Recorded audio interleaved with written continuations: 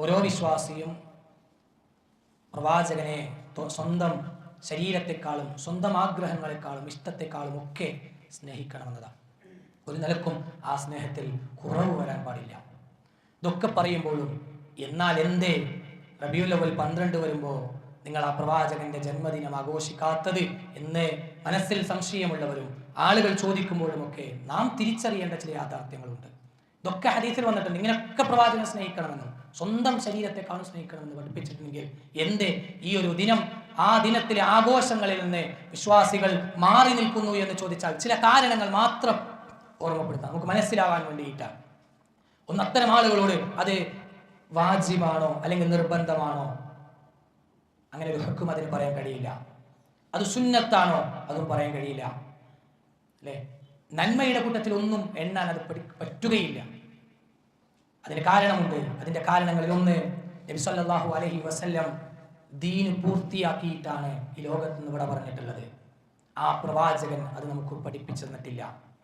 സ്വന്തം ജന്മദിനാഘോഷം എന്നത് ആഘോഷിക്കണമെങ്കിൽ പ്രവാചകന്റേത് ചെയ്യണമെങ്കിൽ നമുക്ക് തെളിവുകൾ വേണം. ആ തെളിവുകൾ ഒരു ഹദീസിന്റെയും ഒരായത്തിലും നമുക്ക് കാണുക സാധ്യമല്ല. അതാണ് ഒന്നാമത്തെ കാരണം. അല്ലാഹുവിന്റെ റസൂൽ പഠിപ്പിച്ചിട്ടില്ല.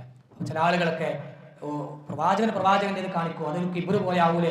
ഒരു കിബിറില്ല. സ്വർഗത്തിലേക്ക് ഒന്നാമതായി കയറുന്നത് ഞാനാണ് എന്ന് ആ റസൂൽ പറഞ്ഞിട്ടുണ്ടെങ്കിൽ അതിന്റെ അപ്പുറത്ത് വേറൊരു കാര്യമില്ല. സ്വർഗത്തിൽ ഞാനാണ് ആദ്യം കയറുക. ആദം നബി അലൈഹിസ്സലാം മുതൽ അവസാനം മരിക്കുന്ന മനുഷ്യൻ വരെ ഉണ്ടെങ്കിലും ആദ്യം കയറുന്നത് ഞാനായിരിക്കുമെന്ന് ഹദീസിന്റെ അള്ളാഹിന്റെ വഹീന്റെ അടിസ്ഥാനത്തിൽ പ്രവാചകൻ സ്വല്ലല്ലാഹു അലൈഹി വസല്ലം പറഞ്ഞിട്ടുണ്ട്. ആ പ്രവാചകൻ ഇത് സുന്നത്തായിരുന്നെങ്കിൽ, ഇതിലൊരു നന്മയുണ്ടായിരുന്നെങ്കിൽ പഠിപ്പിക്കുമായിരുന്നു എന്നതാ. 2, ആ പ്രവാചകനെ സ്വന്തം ശരീരത്തെക്കാൾ ഇഷ്ടപ്പെട്ട ആ സ്വഹാബത്ത്, 4 ഖലീഫമാർ, കൂടെയുണ്ടായിരുന്ന അബൂബക്കർ, ഉമർ, ഉസ്മാൻ, അലി റളിയല്ലാഹു അൻഹും, അതേപോലെ തന്നെ അശറത്തുൽ മുബശ്ശിറൂൻ, അതേപോലെ മറ്റു സ്വഹാബത്ത്, അവർ ആരും ഇത് കൊണ്ടുവന്നിട്ടില്ല എന്നതാണ് മറ്റൊരു കാര്യം. അവരുടെ ജീവിതത്തിൽ അത് പഠിപ്പിച്ചു തന്നിട്ടില്ല. പ്രവാചകന്റെ ജീവിത കാലഘട്ടത്തിലുമില്ല, പ്രവാചകന്റെ വഫാത്തിന് ശേഷവുമില്ല. പ്രവാചകന്റെ ഭാര്യമാർ അത് നമുക്ക് പഠിപ്പിച്ചു തന്നിട്ടില്ല. താബിഈകൾ പഠിപ്പിച്ചു തന്നിട്ടില്ല.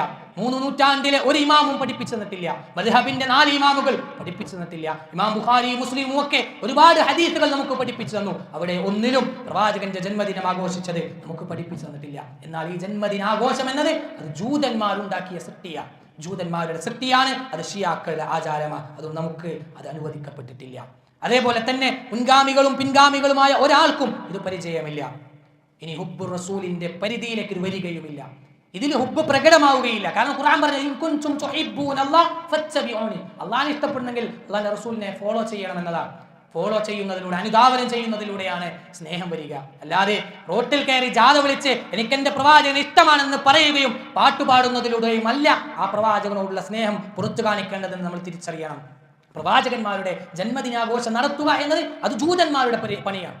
ജൂതന്മാരാണ് അത് നിർവഹിച്ചു കൊണ്ടിരുന്നത്. അത് ക്രിസ്ത്യാനികളാണ് അവർ ചെയ്തിരുന്നത് എന്ന് നമ്മൾ തിരിച്ചറിയണം. അതേപോലെ തന്നെ ഒരുപാട് ആളുകൾ ചെയ്യുന്നുണ്ടല്ലോ, കേരളത്തിലുണ്ട്, മറ്റു നാടുകളിലുണ്ട്. ഒരുപാട് ദീനിൽ തെളിവാകണമെങ്കിൽ 1000ങ്ങളും 10000ങ്ങളും ഒരുമിച്ച് ചേർന്നു എന്നതുകൊണ്ട് ദീനിൽ തെളിവാവില്ല. ദീനിൽ തെളിവാകണമെങ്കിൽ ഖുർആനിലും ഹദീസിലും തെളിയിക്കണം, സ്വഹാബത്ത് പഠിപ്പിച്ചു തരണം. അപ്പോഴാണ് തെളിവാവുക.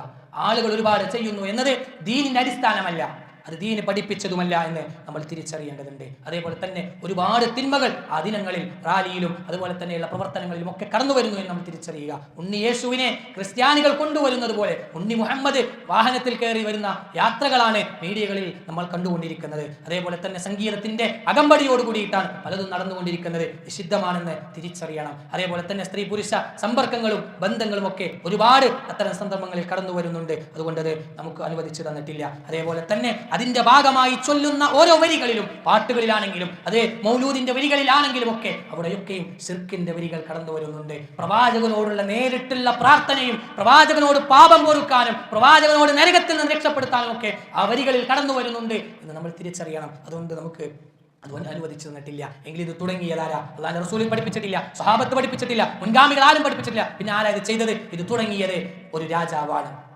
3 നൂറ്റാണ്ടിന് ശേഷമുള്ള ഒരു രാജാവ് തുടങ്ങിയത്. അത് ദീനിലേക്ക് കടത്തിക്കൂട്ടാൻ കഴിയില്ല. ഇത് ദീനിലേക്ക് കടത്തിക്കൂട്ടാൻ കഴിയുകയില്ല. ഇതിലൂടെ ഒരുപാട് സുന്നത്തുകൾ, പ്രത്യേകിച്ച് ഈ പ്രാവശ്യം റബീഉൽ അവ്വൽ 12 വരുന്നത് വ്യാഴാഴ്ച ദിവസമാണ്. അന്ന് ഇസ്ലാം പഠിപ്പിച്ച സുന്നത്ത് നോമ്പാണ്. ഈ പറയുന്ന റാലിയും കാര്യങ്ങളും ചെയ്യുന്നവർ പ്രവാചകനോടുള്ള സ്നേഹമുള്ളവരാണെങ്കിൽ നോമ്പ് നോറ്റിട്ട് അതൊക്കെ ചെയ്യണം. അത് ചെയ്യാൻ സാധിക്കുക. ബിദ്അത്ത് ദീനിലേക്ക് വരുമ്പോൾ സുന്നത്ത് നഷ്ടപ്പെടുമെന്ന് നമ്മൾ തിരിച്ചറിയുക. അതുകൊണ്ട് ദീനിൽ തെളിവാകണമെങ്കിൽ പ്രവാചകൻ പഠിപ്പിക്കണം, സ്വഹാബത്ത് പഠിപ്പിക്കണം, കൃത്യമായ തെളിവുകൾ വേണം. ആർക്കെങ്കിലും ഇഷ്ടമുള്ളതിനനുസരിച്ച് അത് നല്ലതല്ലേ, പിന്നെ പറയുന്ന കാര്യത നല്ലത് പറയുന്നതൊക്കെ നല്ലതല്ലേ എന്നൊക്കെ നല്ലതെന്ന് വിചാരിച്ച് കൂട്ടിച്ചേർക്കാൻ തുടങ്ങിയാൽ ദീൻ എവിടെ നിൽക്കും സുഹൃത്തുക്കളെ? സുബൈക്ക് കുറെ സമയമുണ്ടെന്ന് വിചാരിച്ച് 2 റക്അത്ത് നമസ്കാരം 4 റക്അത്താക്കിയാൽ 3 റക്അത്താക്കിയാൽ ഓരോരുത്തർക്കും തോന്നിയതൊക്കെ ദീനിലേക്ക് കടത്തിക്കൂട്ടിയാൽ എവിടെ ദീന് നിൽക്കും? ഒരാൾക്ക് കൃത്യമായി നിർവഹിക്കാൻ എന്തൊക്കെയുണ്ടോ അതൊക്കെ ദീനിൽ അള്ളാഹുവിന്റെ റസൂൽ പഠിപ്പിച്ചു തന്നിട്ടുണ്ട്. അത് തന്നെ ജീവിതത്തിൽ ഉൾക്കൊള്ളുന്നതിന്റെ അപ്പുറത്താണ്. ചെയ്യാൻ പറ്റുന്നതിനേക്കാളും കൂടുതൽ ഇസ്ലാം പഠിപ്പിച്ചു തന്നിട്ടുണ്ട്. പിന്നെ എന്തിന് ഇല്ലാത്തത് കൊണ്ടുവരണം? ഇല്ലാത്തത് കൊണ്ടുവരുമ്പോഴാണ് ശൈത്താന്റെ എല്ലാ സഹായങ്ങളും കിട്ടുക. അതിന് ഒന്നുകൂടി ആളുകൾക്കിടയിൽ ഫേമസ് ആകാനും കാരണമാകും. കാരണം അതാണ് ആവശ്യമെന്ന് തിരിച്ചറിയുക. സുന്നത്തെ അല്ലാതെ പെരുന്നാൾ പഠിപ്പിച്ചതാ. പക്ഷെ അതിനേക്കാളും വലിയ ആഘോഷങ്ങൾ ഈ ദിനത്തിൽ വരുന്നു. നമ്മുടെ നാട്ടിലെ ഓരോ പ്രവർത്തനങ്ങൾ കടന്നു നോക്കിയാൽ നമുക്കത് കൃത്യമായി കാണാൻ കഴിയും. അതുകൊണ്ട് സുഹൃത്തുക്കളെ, വളരെ ഗൗരവത്തിൽ നമ്മൾ തിരിച്ചറിയണം. നമ്മുടെ നാട്ടിൽ ഒരുപാട് ആളുകൾ പിന്മാറിക്കൊണ്ടിരിക്കുന്നുണ്ട്. പക്ഷെ ഇന്നും അതൊക്കെ സ്നേഹമാണെന്നും ശരിയാണെന്നും ദീനിലുള്ളതാണെന്നും സ്വർഗം കിട്ടുന്നതാണെന്നൊക്കെ വിചാരിച്ച് അതിന്റെ പിന്നാലെ പോകുന്ന 100 കണക്കിന് 1000 കണക്കിന് 10,000 കണക്കിന് സാധുക്കളായ ആളുകളുണ്ട്. അവരൊക്കെ പലരും പറഞ്ഞു പറ്റിച്ചതാണെന്നും കൃത്യമായി തിരിച്ചറിയുക. ദീനിൽ തെളിവുള്ള വിഷയങ്ങൾ നിർവഹിക്കാൻ നമ്മൾ ശ്രദ്ധിക്കുക. അല്ലാഹു സുബ്ഹാനഹു വ തആല ദീനിനെ കൃത്യമായി മനസ്സിലാക്കാനും അത് ജീവിതത്തിൽ ഉൾക്കൊള്ളാനുമുള്ള തൗഫീഖ് അല്ലാഹുവേ ഞങ്ങൾക്ക് ഓരോരുത്തർക്കും നൽകി അനുഗ്രഹിക്കണം റഹ്മാനെ.